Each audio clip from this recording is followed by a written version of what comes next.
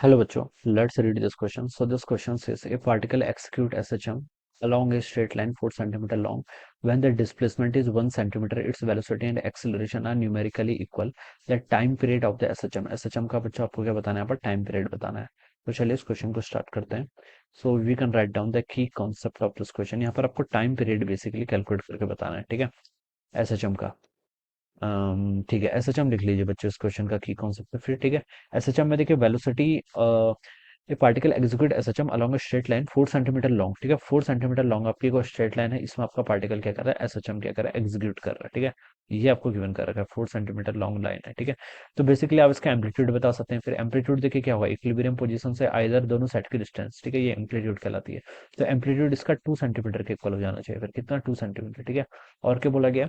When the displacement is 1 centimetre, its velocity and acceleration are numerically equal. ठीक है बच्चों, velocity displacement के बीच में क्या रिलेशन होता है? v equal to omega times under root A square minus A square. ठीक है, ये आपका फॉर्मूला होता है, स्टैंडर्ड फॉर्मूला है. ठीक है, इसको डिराइव नहीं करना है. वेलोसिटी किसके इक्वल होती है? ए क्या है? एम्पलीट्यूड. एक्स क्या है? पोजीशन. ठीक है, किस इंस्टेंट पे जब इसकी पोजीशन एक्स है उस टाइम पर उसकी वेलोसिटी v के इक्वल होगी. ठीक है, देखिए जब इक्विलिब्रियम पोजीशन पे होता है तब पार्टिकल की वेलोसिटी क्या होती है? मैक्सिमम होती है. वहां पर एक्स जीरो होता है तो v equal to A omega के इक्वल आता है. ठीक है, तो वो सारी क्वेश्चन कहीं से डिराइव होती है.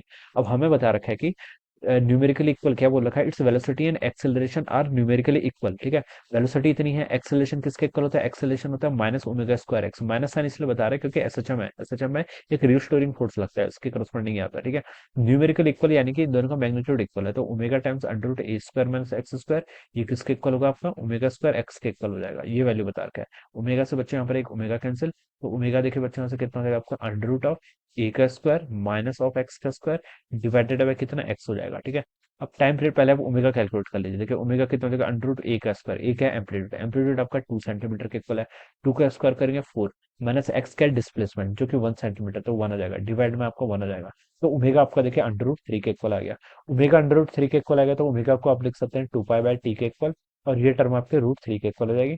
यहाँ से आप टाइम पीरियड निकाल सकते हैं. टाइम पीरियड हो जाएगा आपका root 3, sorry 2 pi divide by root 3 के ऊपर. ठीक है, टाइम पीरियड बताना है ना. हाँ, तो टाइम पीरियड देखिए कितना हो जाएगा यहाँ से आपका? 2 पाई डिवाइड बाय रूट 3 के ऊपर, तो इतना सेकंड आ जाना चाहिए इसका. ठीक है, this would be the answer, 2 pi divide by root 3, जो कि आपको बी ऑप्शन पे गिवन किया हुआ है. तो बी ऑप्शन क्या होगा इसका right answer. Alright, so I hope you all understood this concept. All the best and thank you so much.